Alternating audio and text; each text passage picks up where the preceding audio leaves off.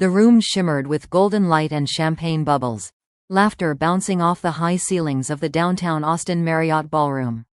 Our annual corporate gala was supposed to be a celebration, a night of recognition, of reflection. For me, it was the night I'd been told would mark the next chapter of my career. I sat at the front table, surrounded by polished smiles and designer suits. My name card was perfectly centered between Michael, my husband, and Ronald Green, my father-in-law and the CEO of Green Logistics. 4 years of building the West Coast operations from the ground up had led me here. Then Ronald raised his champagne glass. His voice cut through the buzz like a knife dipped in honey. "I'm thrilled to announce our new director of logistics, my brilliant nephew, Blake Hunter." I froze. Applause erupted around me. Forks clinked. Someone whistled. But I sat still, my hands stiff in my lap. The corners of my mouth twitched as I forced a smile. Tight, practiced.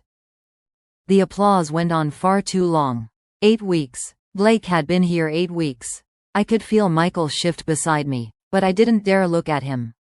My heart thudded, drowning out the room. Ronald turned toward me, his expression unreadable. "And a huge thank you to Rachel Linwood, who has been such a wonderful mentor to Blake.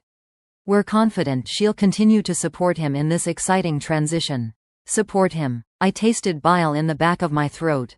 For 4 years, I'd lived in airports and spreadsheets. I'd missed anniversaries and Thanksgiving dinners. I'd grown our team from 10 to 42, personally closed 6 regional contracts, and brought our division into profitability ahead of schedule. And now I was to support a 25-year-old legacy hire with no client history, no logistics experience, and no clue what he was walking into. Blake stood, his grin wide and camera ready, adjusting his designer cufflinks as he took the mic.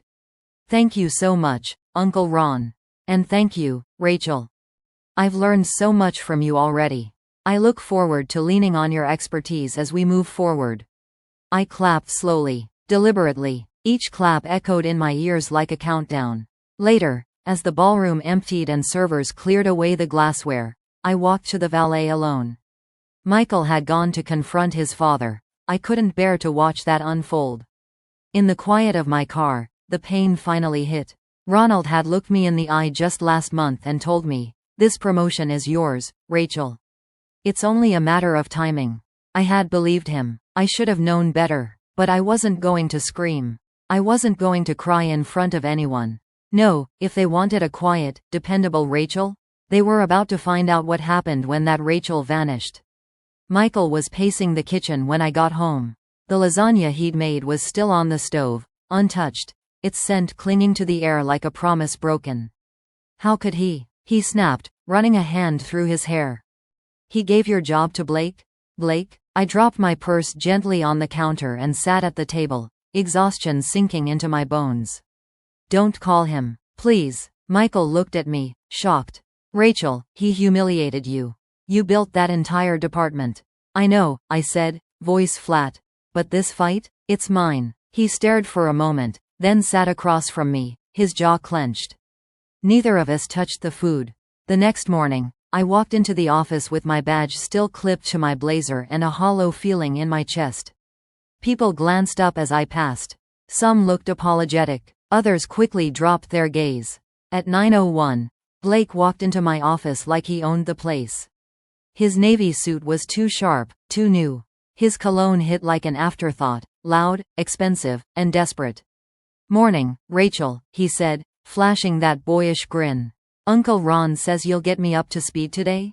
I gestured to the chair across from my desk, my smile brittle. "Sure. Let's begin with the Tate Freight account.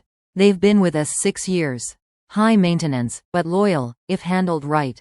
Blake nodded enthusiastically and pulled out a tablet.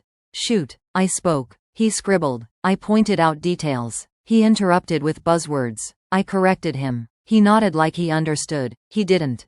At noon, I left to heat my soup in the break room.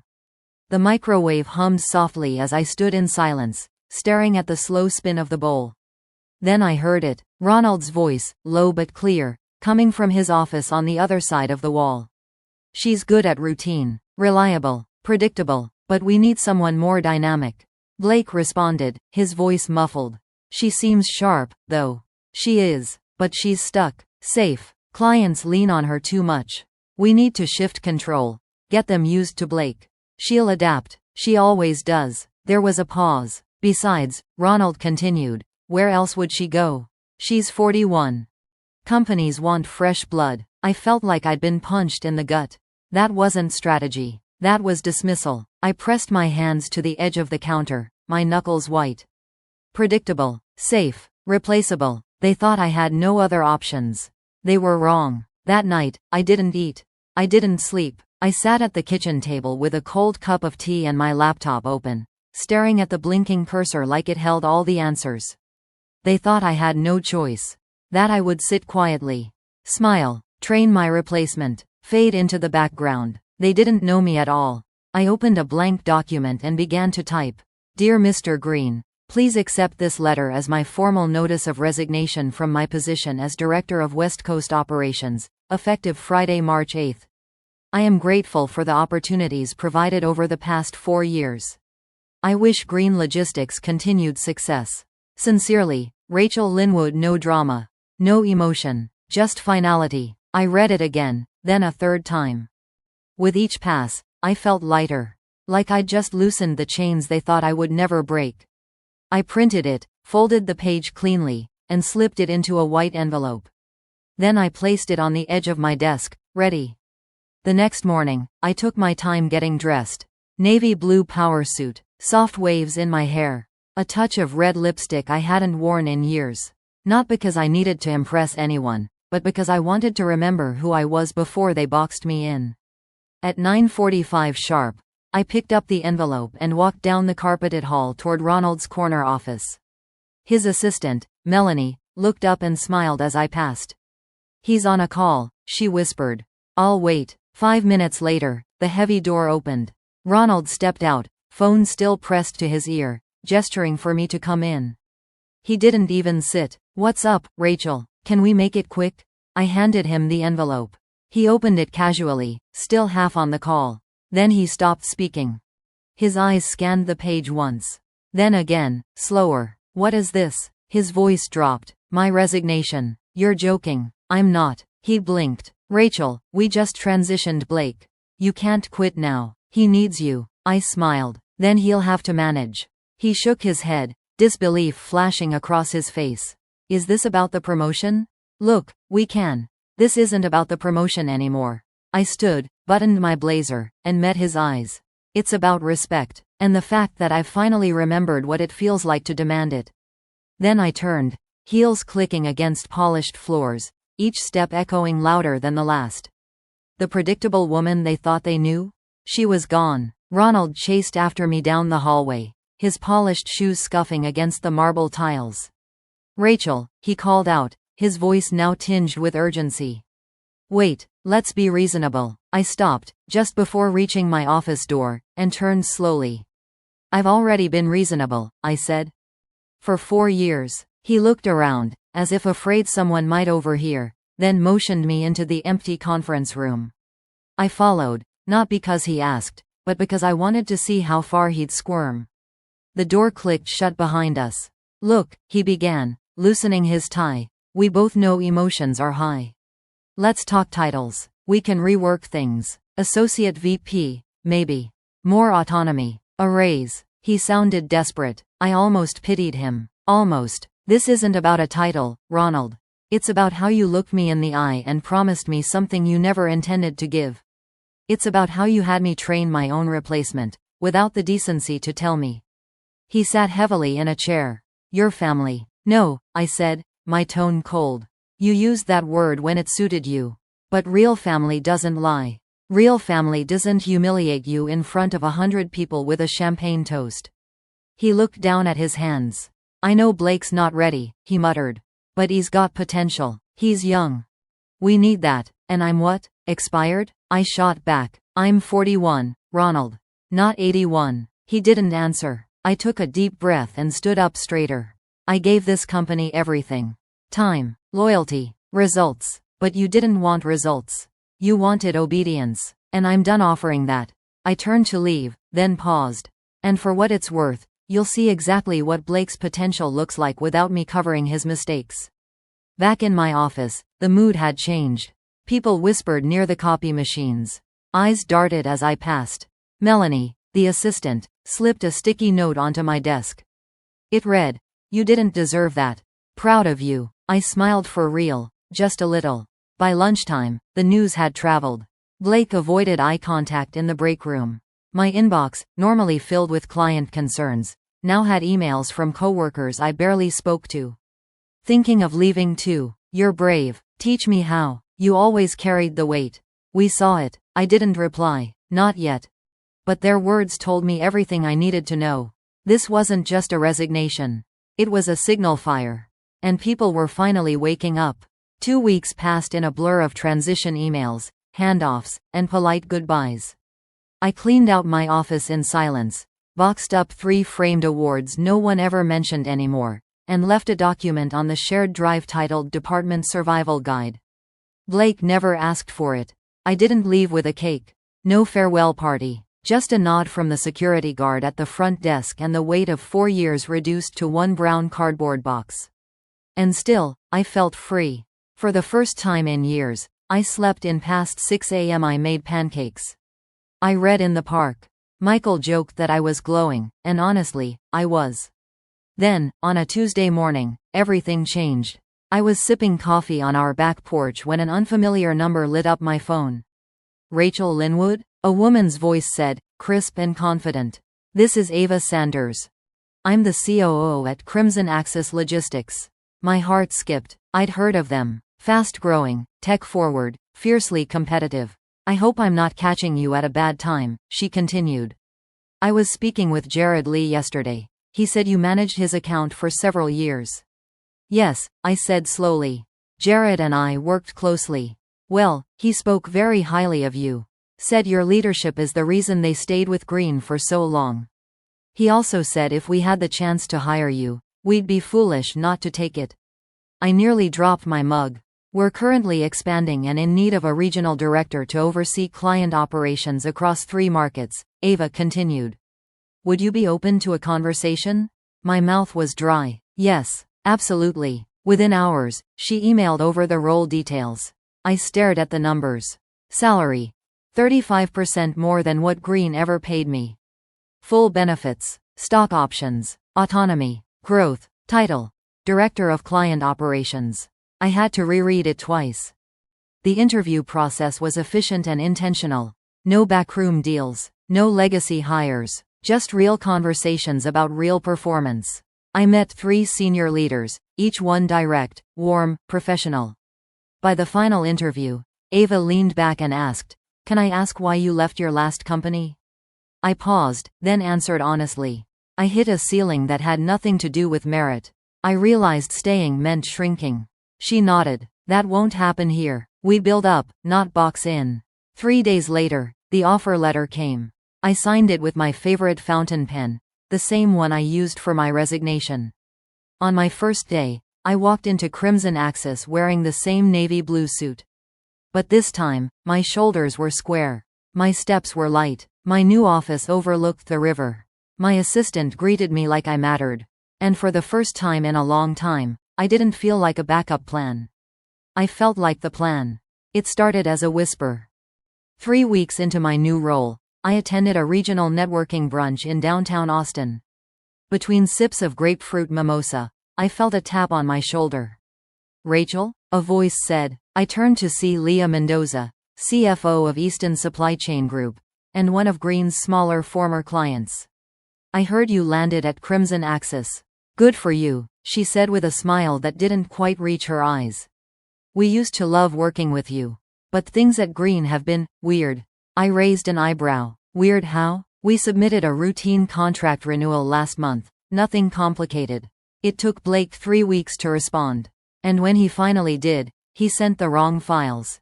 Twice." I held my expression neutral. "I'm sorry to hear that." Leah leaned in. "Between you and me, we've been shopping around."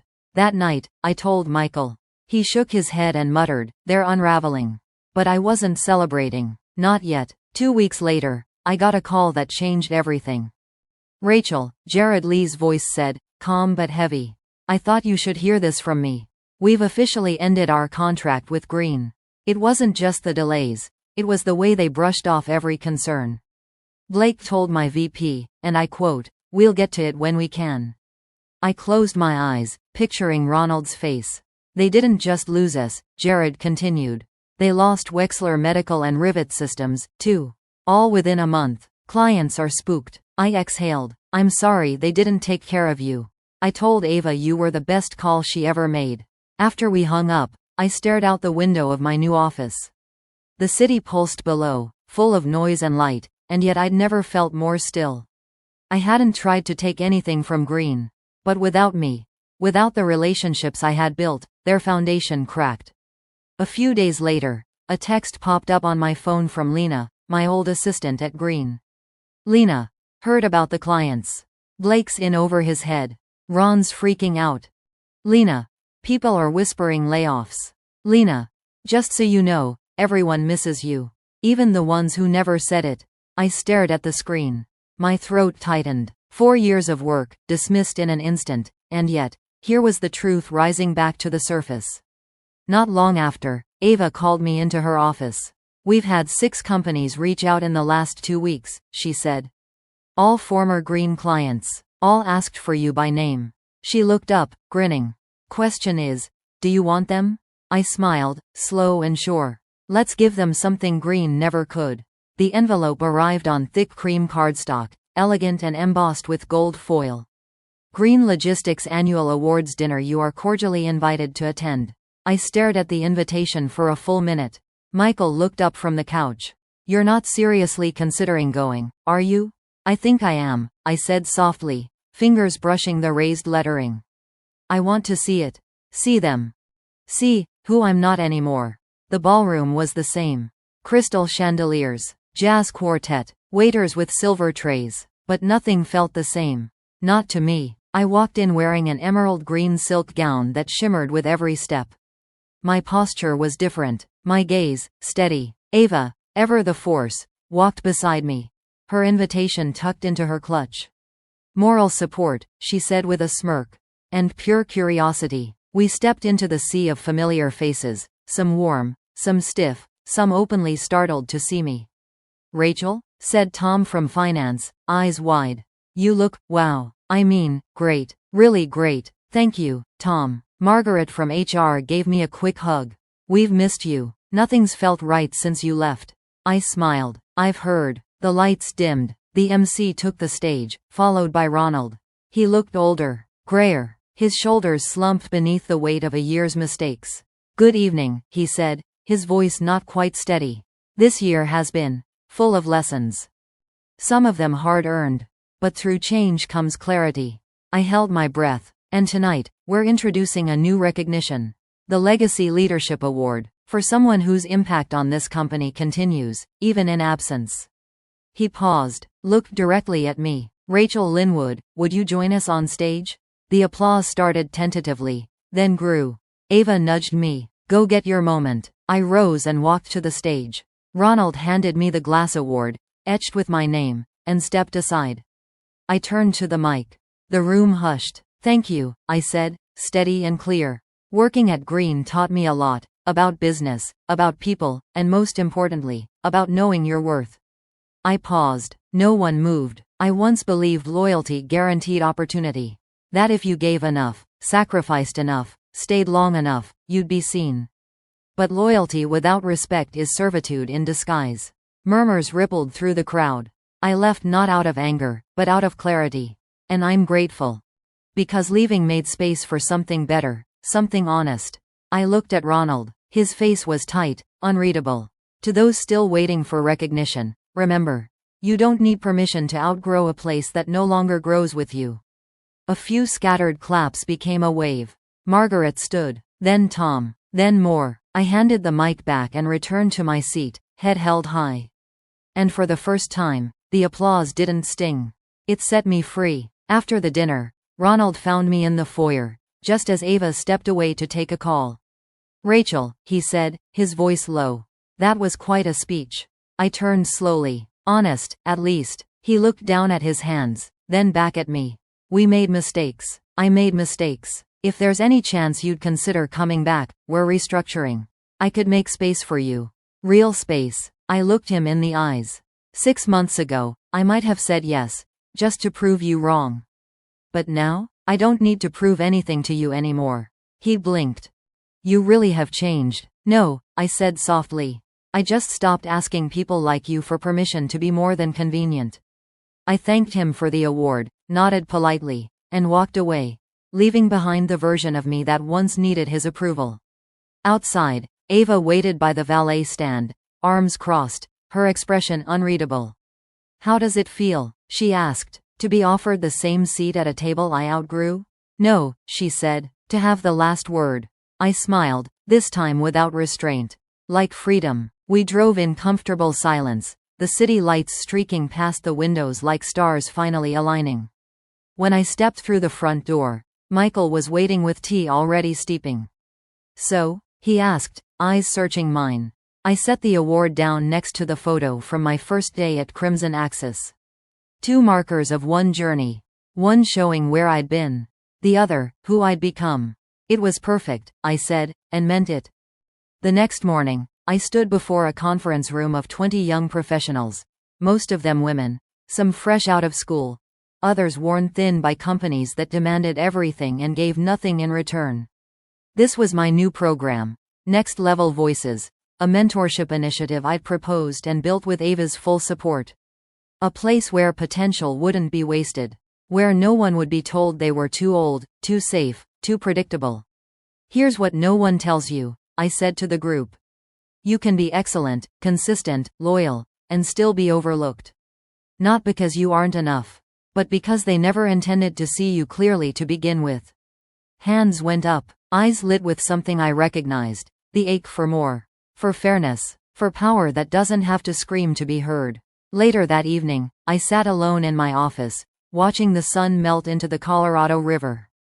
I wasn't angry anymore, I was whole. Sometimes, the best revenge isn't revenge at all.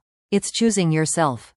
It's building something better. And it's becoming the person they never thought you could be, because they never looked close enough to see. And I was finally done waiting for anyone to see me. I saw myself. And that was enough.